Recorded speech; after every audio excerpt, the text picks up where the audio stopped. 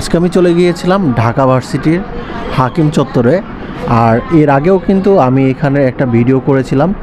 আর হাকিম চত্বরের এই গাছের নিচেই 2 থেকে 3টা ফাস্টফুডের দোকান রয়েছে, যেখানে কিনা আপনার সকাল থেকে সন্ধ্যা পর্যন্ত খাওয়া দাওয়া চলে।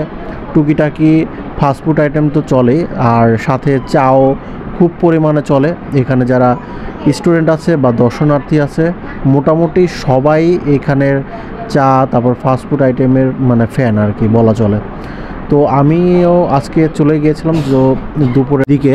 তো এখানে গিয়ে আমি প্রথমে দেখলাম যে এখানে খিচুড়ি রয়েছে আর একটা রয়েছিল বিরিয়ানির মতো। তো আমি ফার্স্টে ভেবেছি এটা বিরিয়ানি টাইপের কিছু হবে, পরে দেখলাম এটা ফ্রাইড রাইস। আর এর সাথে দিয়েছিল হলো আলুর চপ আর একটা ছিল ডিমের চপ। তবে আমার কাছে আলু চপটা একটু ঠান্ডা হওয়াতে তেমন একটা ভালো লাগে নাই, তবে মুখে লেগেছিল এই ডিমের চপটা। ডিমের চপটা একটু গরম গরম ছিল আর অনেক নরমও ছিল, কামড় দেওয়ার সাথে সাথে ভালো একটা ফ্লেভারও এটার সাথে অ্যাড হয়েছে। তো এই ফ্রাইড রাইসের সাথে আমি এই 2টা আইটেম নিয়েছিলাম, আর তারপরে আরেকটা আইটেম নিয়েছিলাম, তবে ওইটাও বেশি আমার কাছে ভালো লাগে নাই।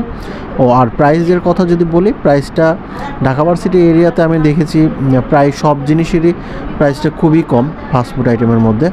তো এটা ফ্রাইড রাইস আর হলো 2টা স্ন্যাক্স টাইপের। তো এইগুলো মিলে 55 টাকা বিল এসেছিল। আর শুধু যদি রাইস নেন তাহলে শুধু 25 টাকা। আর সকাল থেকে বিকেল পর্যন্ত কিন্তু এখানে খুবই জমজমাট থাকে। তো আমি দেখলাম যে এখানে প্রচুর পরিমাণে লোক, তো তারা সবাই মোটামুটি খাবারের জন্য এসেছে, আর খাবারের জন্য লাইনও লেগে গেছে বলা চলে এখানে। তো আমিও কোনো রকম একটা সাইডে প্লেটটা রাখার মতো একটা প্লেস পেয়েছিলাম, তো যাতে আমি একটু ভিডিও করতে পারি। তো ওই টাইপের একটু প্লেস খুঁজে তারপরে হলো আমি এখানে ভিডিও করেছিলাম। কিন্তু তাছাড়া কিন্তু এখানে প্রচুর পরিমাণে লোক ছিল আর কি, খাওয়া দাওয়ার জন্য, ঘোরাফেরার জন্য। সব মিলে দারুণ একটা পরিবেশ বলা চলে। দুপুরের সময় একদম সাজিয়ে রেখেছে, যে যার মতো আর কি নিচ্ছে, তবে পেমেন্টটা আগে করে নিতে হচ্ছে, যাতে আর কি কোনো না হয়। তো আগে সবাই পেমেন্ট করে তারপরে খাবারটা নিচ্ছে। আর ভাজা পোড়া আইটেমের মধ্যে কিন্তু অনেক কিছু, আর সাথে কিন্তু সালাদ ছিল, আর পেঁয়াজ কুচি করে ঝাল ছিল।